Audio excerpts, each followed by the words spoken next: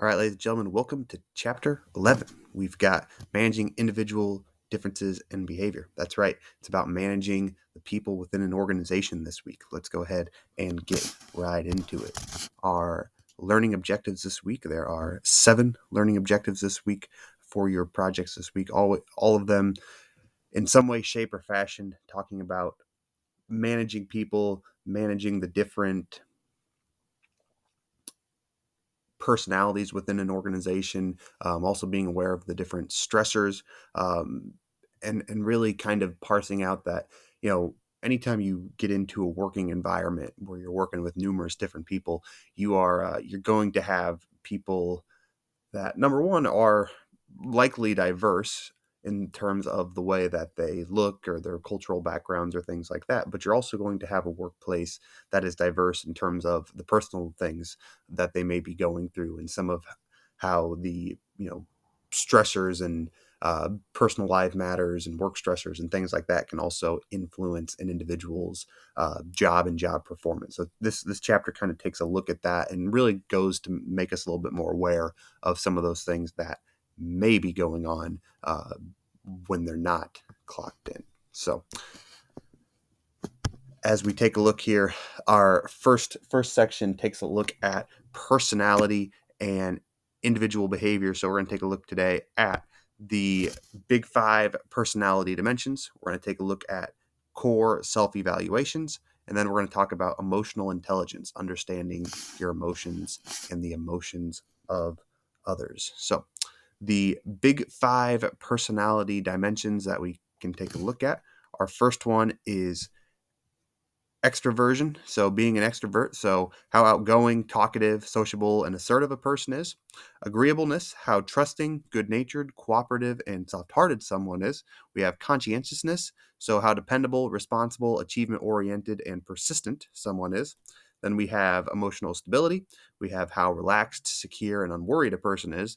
And then we have openness to experience, so how intellectual, imaginative, curious, and broad-minded somebody is. So these are the big 5 personality dimensions that people often feel or face within an organization. And again, it's about, every individual falling somewhere on the spectrum of these big 5 personality dimensions. And it's up to a manager to sort of, understand how everybody will fit within an organization.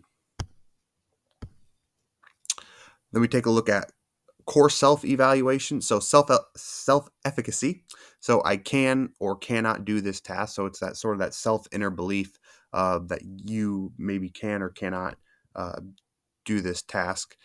And with all of these, self-esteem, looks, the control of emotional stability, managers need to be aware of these personality traits as they are related to employees' work attitudes, their intrinsic motivation, their creativity, their leadership, their ethical leadership, and their performance. So self-efficacy, again, that's that I can or can't do the task.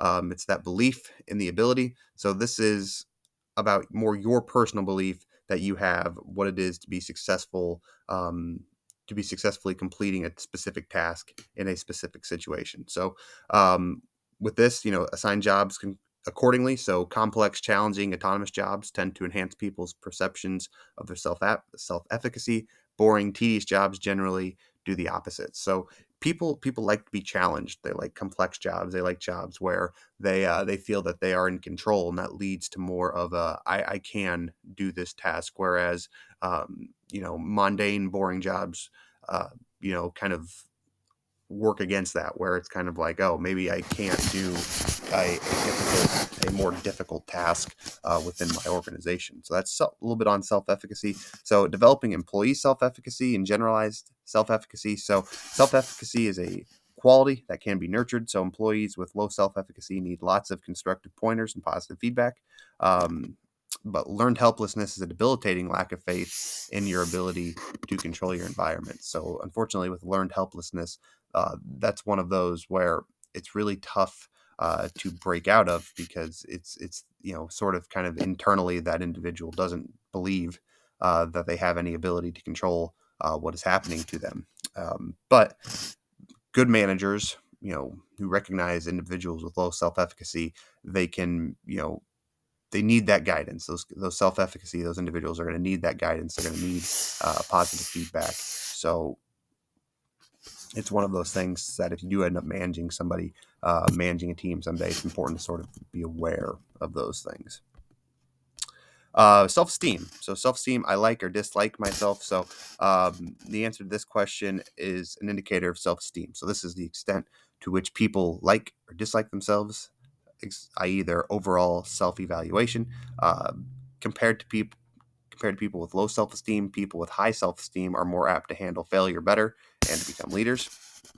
They also are less likely to be depressed, experience employment gaps, and engage in counterproductive behavior at work.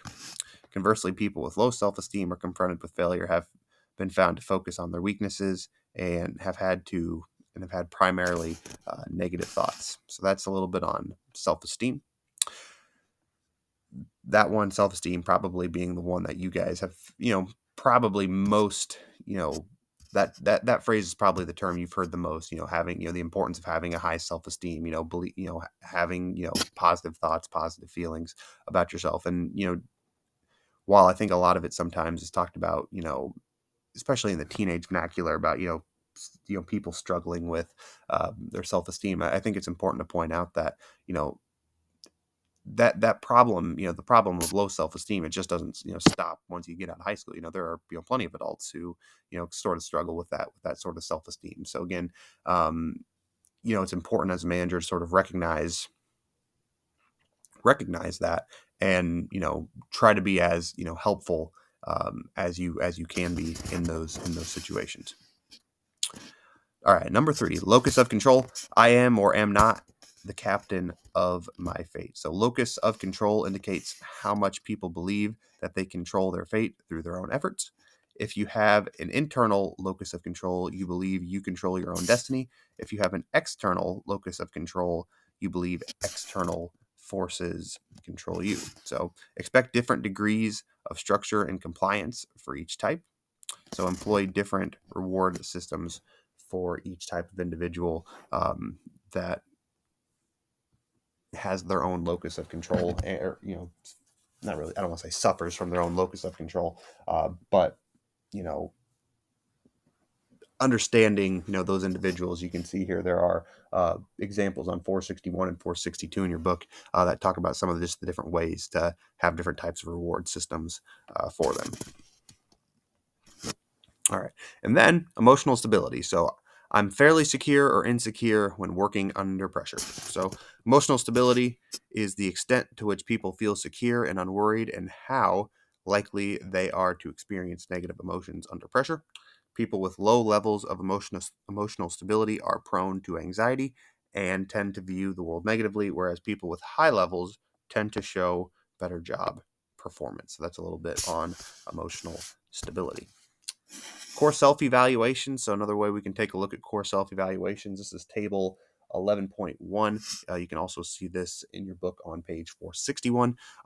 So some ways managers can boost employees' self-esteem. So reinforce employees' positive attributes and skills, provide positive feedback whenever possible, break larger projects into smaller tasks and projects, express confidence in employees' abilities to complete their tasks, provide coaching whenever employees are seen to be struggling to complete tasks. So those are some ways that you can help positively influence your employees' self-esteem.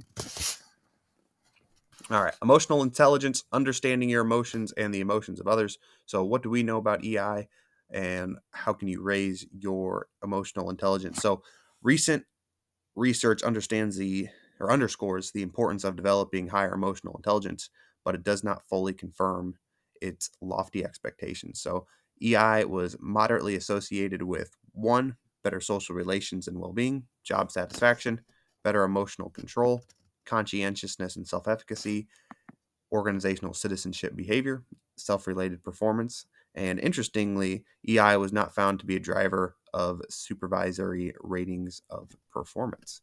So what does this mean? So this means that improving your emotional intelligence requires you to master more than one career readiness competency. So develop an awareness of your emotional intelligence level, Become aware of your level of emotional intelligence is the first step, and then learn about areas needing improvement. The next step is to learn more about those emotional intelligent aspects in which improvement is needed. So again, that emotional intelligence piece is important when it comes to, you know, having empathy, not really, having empathy for your employees, but also, on a surface level, on a level, understanding what they are, what they're going through, and then that ability uh, to sort of work with them. You know, it can kind of become a snowball effect. If you notice an employee's having, a difficult time, maybe completing work and tasks, and it can be a snowball effect or a compounding effect if you approach that employee, um, maybe not a positive manner, or maybe in a offensive or accusatory manner. You have to understand that these individuals, especially ones that are going, are struggling with personal business, that it's more than likely not something they want to be dealing with either. So you kind of have to understand that, and then be able to approach that with tact, and with understanding, and just really be and again, we have to understand too that you know obviously there's a job that needs to be done. There are certain things that everybody's held accountable for, but that doesn't necessarily mean we need to approach it with a lack of tactfulness when it comes to addressing those sorts of issues. So raising your emotional intelligence, understanding your emotional intelligence, always good extra reading to do, especially in this day and age. All right. Table 11.2. These are the traits of emotional intelligence. So this lies in your book on page 462. So self-awareness, self-management, social awareness, relationship management. These are all um, traits of emotional intelligence. So as you guys can see there, the descriptions of each type, and then the related career readiness competencies that are associated with emotional intelligence. This one, truly emotional intelligence. And I really, again, do encourage you to take a look at this, look at that table on page 462. This is oftentimes where the the good and the great managers are separated, with that ability to, as a manager, to have a strong emotional intelligence and sort of understand that, you know, your employees are human, and they're going to go through stuff, and they're not robots, and that's okay. And you kind of, again, you have to be able to work with it and address it. All right. Values, attitudes, and behaviors. So organizational behavior, trying to explain and predict workplace behavior. Values, what are your consistent beliefs and feelings about all things? Then we have attitudes, what are your consistent beliefs and feelings about specific things?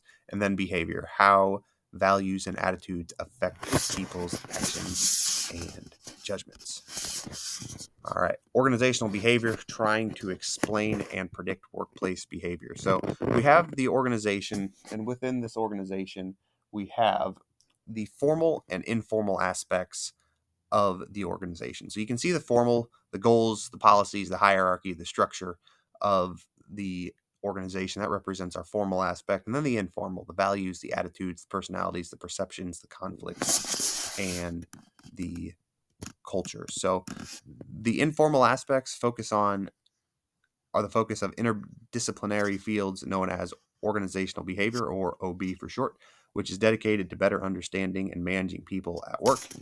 Individual behavior, this is the subject of this chapter, which is such individuals' attributes such as values, attitudes, personality, perception, and learning. Group behaviors, this is the subject of later chapters, particularly in chapter 13, where we discuss norms, roles, and teams. Values, what are your consistent beliefs and feelings about all things? So, lifelong behavior patterns are dictated by values that are fairly well set by the time people are in their early teens. After that, however, one's values can be reshaped by significant life-altering events. From a manager's point of view, it is helpful to know that values represent the ideals that underlie how we behave at work.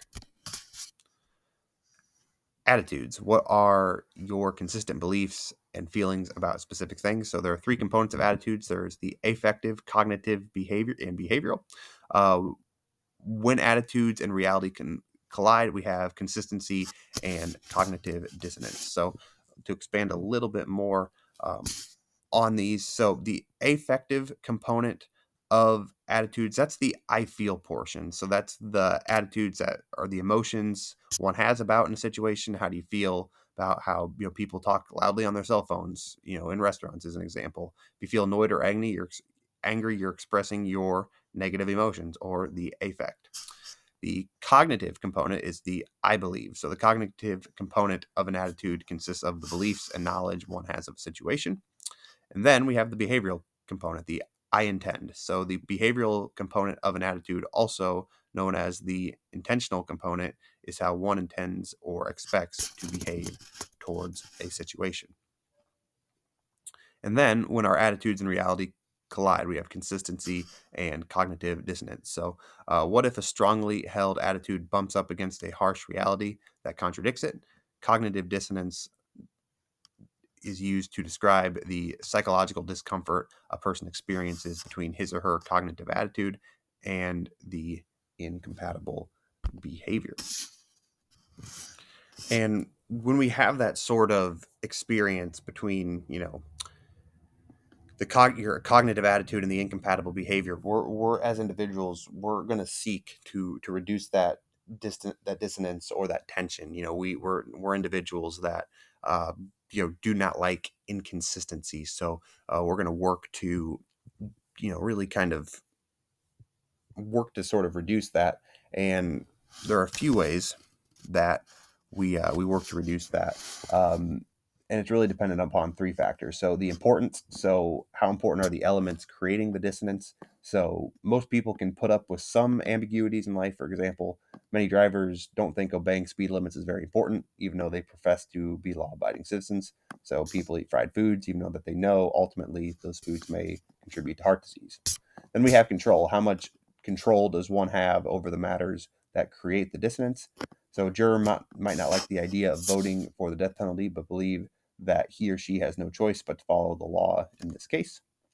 And then rewards. What rewards are at stake in the dissonance? So you're apt to cling to old ideas in the face of new evidence if you have a lot invested emotionally or financially in those ideas. So if you're a police officer who's worked 20 years to prove a particular suspect guilty of murder, you're not apt to be very accepting of contradictory evidence after all of that time. So those are things that we kind of used to work to focus on when talking about how we can rectify our cognitive dissonance. And then we talk about behavior, so how values and attitudes affect people's actions and judgments. So values, global, and attitudes, specific, are generally in harmony, but not always. A manager may put a positive value on helpful behavior, yet may have a negative attitude towards helping an unethical coworker, which is a specific example. And then together, however, values and attitudes influence people's workplace behaviors and their actions and judgments. All right, perceptions and individual behaviors. So we're going to take a look at the 4 steps in the perceptual process. We're going to take a look at 5 distortions in perceptions, and then we're going to talk about the self-fulfilling prophecy, or the Pygmalion effect, here in section 11.3. So figure 11.2 here, the 4 steps in the perceptual process. The first one, selective attention. Did I notice something? 2, the interpretation and evaluation. What was it I noticed, and what does it mean? Then 3, storing in memory. Remember it as an event, concept, person, or all 3. And then retrieving from memory to make judgments and decisions. What do I recall about that? So that's the 4 steps in the perceptual process. You can see that on page 469 in your textbook.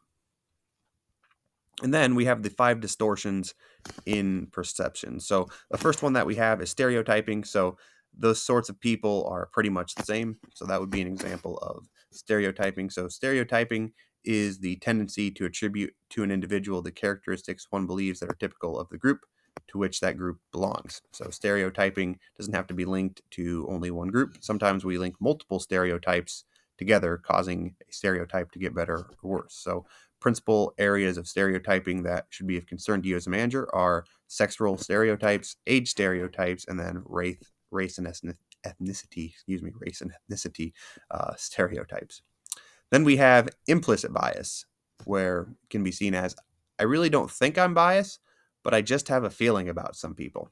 And with implicit bias, so that's defined as the attitudes or beliefs that affect our understanding, actions, and decisions in an unconscious manner.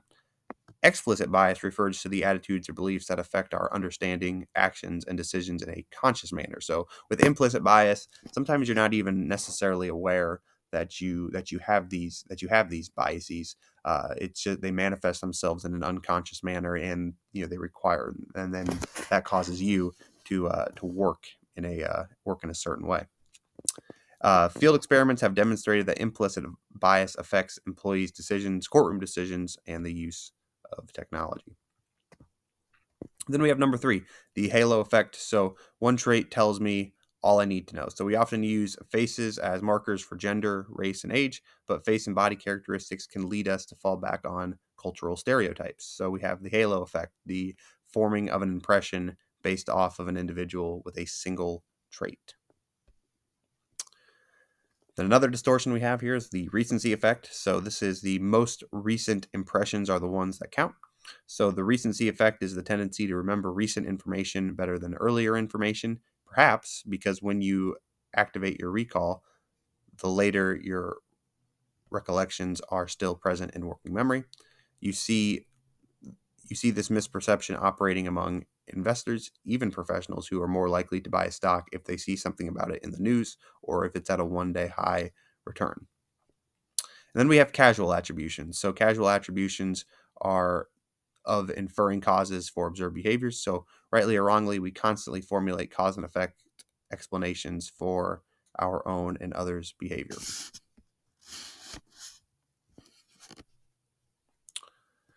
The self-fulfilling prophecy, or the Pygmalion effect.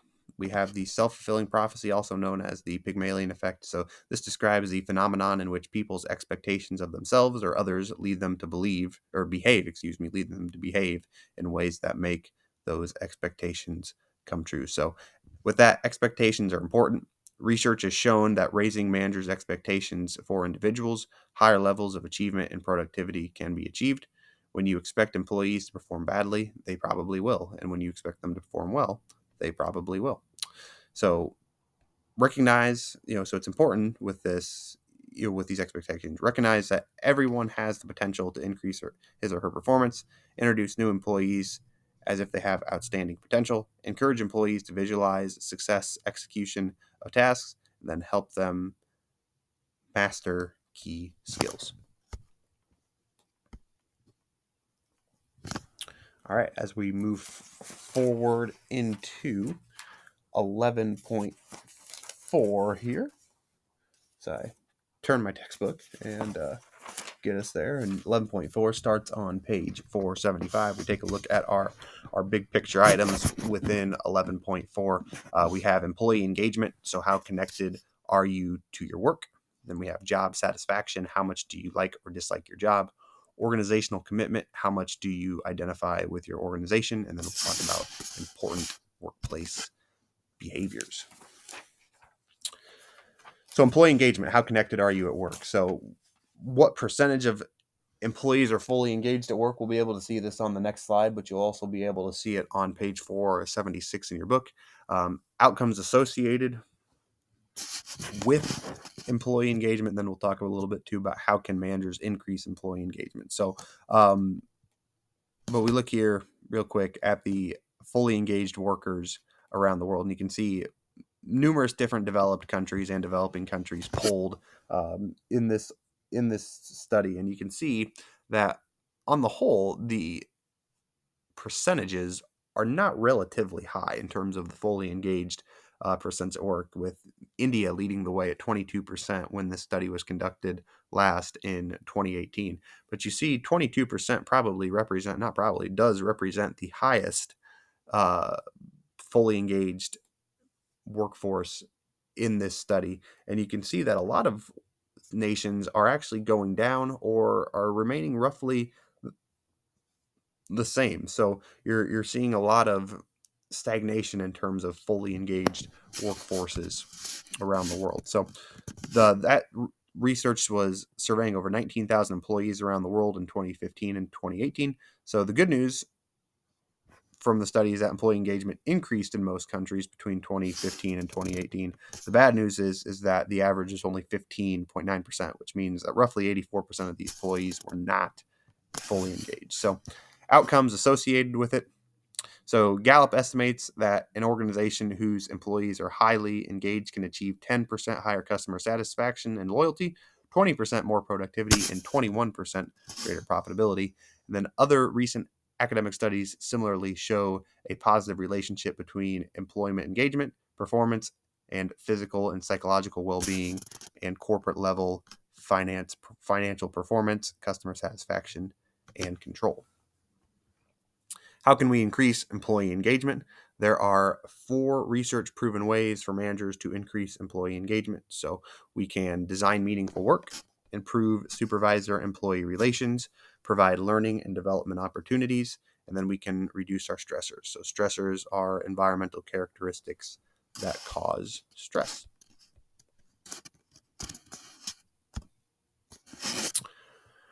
Then we take a look here at job satisfaction. So how much do you like or dislike your job? So with job satisfaction, this is the extent to which you feel positive or negative about various aspects of your work.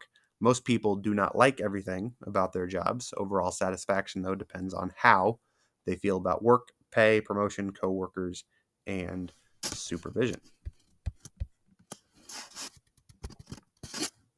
And then we take a look at organizational commitment. How much do you identify with your organization? So organizational commitment reflects the extent to which an employee identifies with an organization and is committed to its goals. So research shows a significant positive relationship between organizational commitment and job satisfaction, performance, turnover, and organizational citizenship behaviors. So the better commitment that you can have for your employees, naturally it fits that they would have higher satisfaction, higher commitment, performance, turnover, and ultimately organizational citizenship behavior. And when I say turnover, I mean lower turnover. People want to stay with your organization when you can have a strong identification with your organization.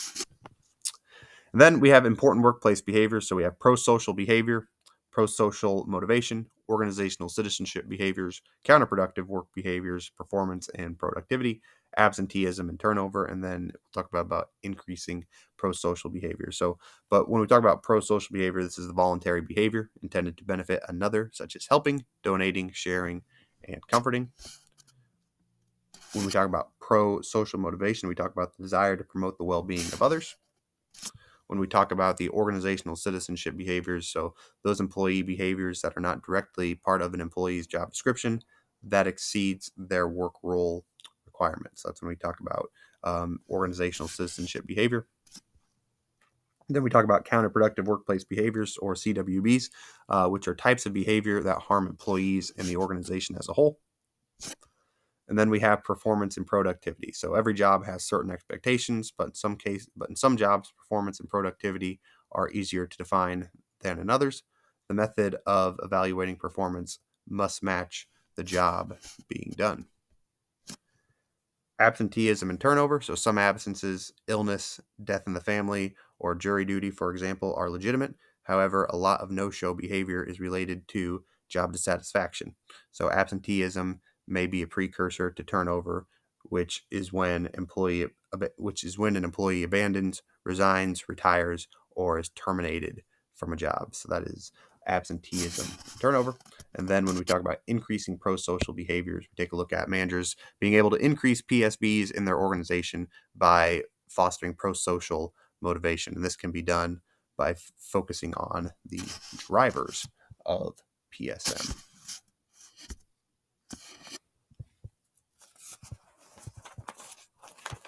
All right, we take a look here at the organizational model here. You can take a look at this one.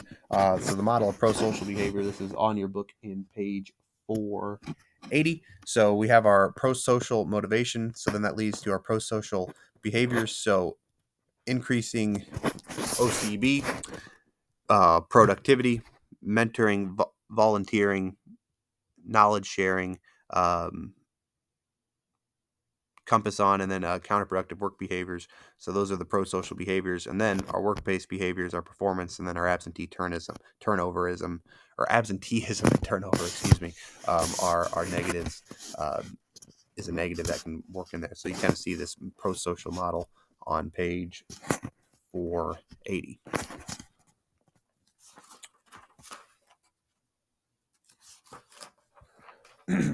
All right, and then now we move into 11.5. So, how to think about diversity. So, which differences are important, trends in workforce diversity, and then barriers to diversity. So, we'll take a look at some of these here in 11.5. So, how to think about diversity, which differences are important. So, we have personality. So, personality is defined as the stable physical and mental characteristics responsible for a person's identity. We have internal dimensions. So internal dimensions of diversity are those human differences that exert a powerful, sustained effect throughout every stage of our lives. So this is the gender, age, ethnicity, race, sexual orientation, and physical abilities. These are referred to as the primary dimensions of diversity because they are not within our control for the most part. And then what characterizes internal dimensions of diversity is that they are visible and silent in people. Then we have our external dimensions. So our external dimensions of diversity include an element of choice. They consist of personal characteristics that people acquire, discard, or modify throughout their lives. Educational background, marital status, parental status, religion, income, geographic location, work experience, recreational habits, appearance, and personal habits. So they are referred to as the secondary dimensions of diversity because we have a greater ability to influence or control them than we do internal dimensions. And then we have our organizational dimensions. So the organizational dimensions include the management status, union affiliation, work location, seniority, work content, and division or department. And then we have the layers of the diversity wheel. So these are the 4 layers of diversity. And you guys can take a look at this on page 486 within your book. It takes a look at some of the personality is at the core of it. Then you take a look at some of the internal dimensions of diversity, then the external, and then the organizational dimensions of diversity. So then we take a look at trends in workforce diversity. So age, more older people in the workforce. So this nation, especially with the baby boomer generation beginning to age out, the workforce itself is getting more old. Gender, more women are working. Race and ethnicity, more people of color in the workforce. Sexual orientation, LGBTQ individuals have become more visible. People with differing physical and mental abilities, and then educational levels, mismatches between education and workforce needs. So when we take a look at age, not only are older workers staying in the workforce longer, but a trend called unretirement is also becoming more common. So where individuals will go into retirement and then come out of retirement to go back to work. Though many older workers either stay in their workforce or want to come back after retirement, they still face many challenges. So around 56% of workers over 50 are pushed out of a job before they plan to retire. Older workers are going to great lengths to conceal their age as a result. Gender, more women working. So women actually constituted the majority of the workforce with 50.04% at the start of 2020 for the first time in history. So women make up the majority of the workforce. They are also awarded more college degrees than men, earning 57.3% of bachelor's, 59.4% of master's, and 53.3% of doctoral degrees. And then, though these are uplifting statistics, the pay gap between men and women unfortunately still exists. Then we have race and ethnicity, more people of color in the workforce. So the non-Hispanic white population in the U.S. is projected to decrease by 19 million people in 2060, or by 2060. Minorities tend to earn less than whites. Minorities experienced more perceived discrimination, racism-related stress, and less psychological support than whites. And then reversing these practices is important, as effectively managing race and ethnic diversity in an organization increases its own chance of success. Sexual orientation, LGBTQ. This is where people are becoming more visual or more visible. So transgender is a term for people whose sense of their gender differs from what is expected based on the sex characteristics with what they are born. People in the United States have become more supportive of gay and lesbian rights over time. And then people with differing physical and mental abilities. So around 61 million people, or 25% of the U.S. population, have a disability that impacts major life activities. Since 1992, the American with Disabilities Act, the ADA, has prohibited discrimination against people with disabilities and requires organizations to reasonably accommodate an individual's disability. And then we have finally the trends in workforce diversity. We have education levels. So the mismatch between education and workforce needs. College graduates may be in jobs for which they are overqualified, and high school dropouts and others may not have the literacy skills needed for many jobs. So you can see here a lot of differences in terms of, age, gender, race, sexual orientation, people with disabilities, and then education levels.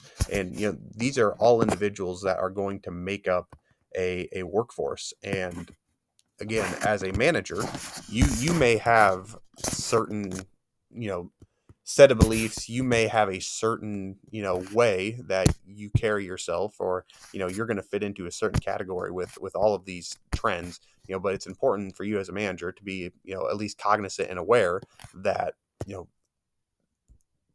you are not the only, type of person in your organization, right? There's going to be a well diverse background of people within your organization, and you have to understand that and then be able to manage that.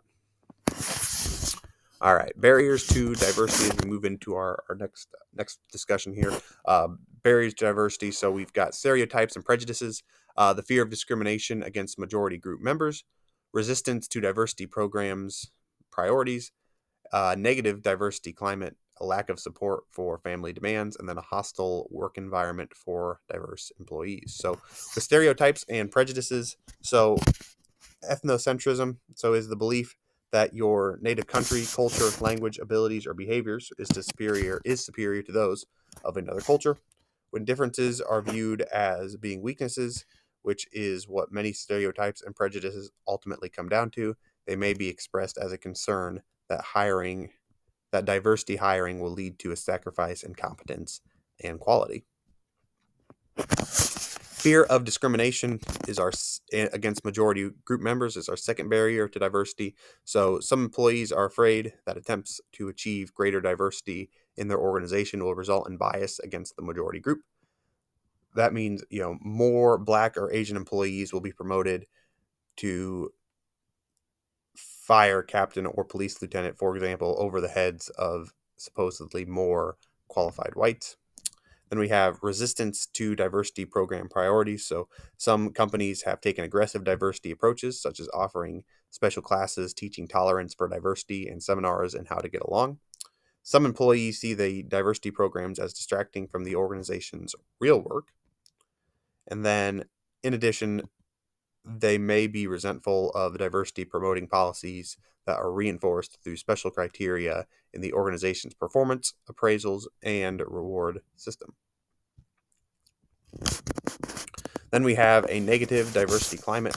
So a diversity climate represents employees' perceptions about the extent to which an organization supports diversity. The psychological safety reflects the extent to which people feel free to express their ideas and beliefs without fear of negative consequences. And then lack of support for family demands represents our sixth barrier to diversity. So in 2018, nearly 7 in 10 American children lived in families with two parents. In 63% of such families, both parents worked. In 29.5%, only the father worked. And in only 5%, the mother worked. Yet, in a great many households, it is still women who primarily take care of the children as well as other domestic chores. Then number 6, a hostile work environment for diverse employees. So hostile work environments are characterized by sexual, racial, and age harassment and can be in violation of the Equal Employment Opportunity Law, such as Title VII of the Civil Rights Act. So you certainly won't get employees' best work if they believe the work environment is hostile towards them. So these represent some of the 6 barriers to diversity that face organizations today. All right, and then we get into 11.6 here. We take a look at the toll of workplace stress. How does stress work? The sources of job-related stress, and then reducing stressors within the organization. So the toll of workplace stress. So stress can cause conflicts and distractions of work. So when we take a look at that, so stress makes you fatigued all the time and generates problems like cardiovascular disease, chronic back pain, anxiety, and insomnia. From an organizational perspective, workplace stress diminishes positive emotions, job satisfaction, organizational commitment, and job performance, and increases alcohol and illicit drug use, workplace deviance, and job turnover. Physiological signs. So lesser physiological signs are sweaty palms, restlessness, backaches, headaches, upset stomach, and nausea. More serious signs are hypertension and heart attacks. Psychological signs, psychological symptoms include forgetfulness, boredom, irritability, nervousness, anger, anxiety, hostility, and depression. Research shows that about 40% of Americans suffer from anxiety during the workday. And here we have figure 11.6. And this 11.6 here is on page 496 of your book. And you can see here we have a bell-shaped curve. And one thing about stress in the workplace is there is a certain amount of stress that actually is okay for individuals. And you can see there it's represented by really the first standard deviation in that bell-shaped curve. There may be the first 2 standard deviations. I have to talk to my math teacher friends on that. But there's on the left-hand side, you have the low performance because of no stimulation, where the job is just mundane. There's no challenge whatsoever. Then you have the optimal performance. So that's where the more optimal stress level are. And then we have the low performance, and this is due to exhaustion, anxiety, and burnout. So that just takes a look there at figure 11.6, stress and performance. So stress has both physical and emotional components. So physical stress is the non-specific response of the body to any demand made upon it. Stressors can be hassles or simple irritants, such as misplacing or losing things, having concerns about one's physical appearance, and having too many things to do. Sources of job-related stress. So this is one of the first sources. So demands created by individual differences, the stress created by genetic or personality characteristics. So some people are impatient, hurried, deadline-ridden, competitive types with personality characteristics known as type A behavior pattern, meaning they are involved in a chronic, determined struggle to accomplish more in less time. Type A behavior has been associated with increased performance in the work of professors, students, and life insurance brokers. Then we have individual task demands, the stress created by the job itself. So some occupations are more stressful than others. Jobs that require emotional labor, pretending to be cheerful or smiling all the time, no matter how you feel, can be particularly demanding. And then low-level jobs can be more stressful than high-level jobs because employees are often have less control over their lives and thus have less work satisfaction. Then 3, individual role demands, the stress created by others' expectations of you. So roles are sets of behaviors that people expect of occupants of a position. Stress may come about because of the role overload, role conflict, role ambiguity. And then role overload occurs when others' expectations exceed your ability. Example, if you as a student are carrying a full course load, plus working 2/3 time, plus trying to have a social life, you know what role overload is and what stress is, similar to having similar things happen to managers and workers. Then we have role conflict. So this occurs when someone feels torn by different expectations of important people's in one's life. So example, your supervisor says the company needs you to stay late to meet an important deadline, but your family expects you to be home for your child's birthday party. Then role ambiguity. So this occurs when expectations are unknown. Example, you find your job description and criteria for promotion vague, a complaint often voiced by newcomers within an organization. Then our second slide on sources of job-related stress. So we have work-family conflict, which, work-family conflict occurs when the demands or pressures from work and family domains are mutually incompatible. So work and family conflict can conflict in two ways. Work responsibilities interfere with family life, and the family demands can interfere with work responsibility. Then we have group demands, the stress created by coworkers and managers. So even if you don't particularly care for the work you do, but like the people you work with, that feeling can be a great source of satisfaction and prevent stresses. But when people don't get along, that can be a great stressor. So managers can create stress for their employees. A boss who consistently engages in workplace behavior like overt self-promotion, unwillingness to listen, and a tendency to make unreasonable demands, lying, unfair decision-making, and a general lack of ethics can become a source of stress. Organizational demands, the stress created by the environment and culture. The physical environment of some jobs are great sources of stress. Poultry processing, asbestos removal, coal mining, firefighting, police work, ambulance and driving, and so on. So those can be great sources of stress. Even white collar work can take place in a stressful environment with poor lighting, too much noise, improper placement of furniture, and a lack of privacy. All right, and that brings us to the end of chapter 11. So be sure you are reading the textbook. Textbook obviously pretty invaluable to your success in the projects this week. And then, of course, we'll have our chapter 11 quiz this Friday. So appreciate you guys taking the time to listen. And whenever you're listening to this, whether it be morning, afternoon, or night, enjoy the rest of your day.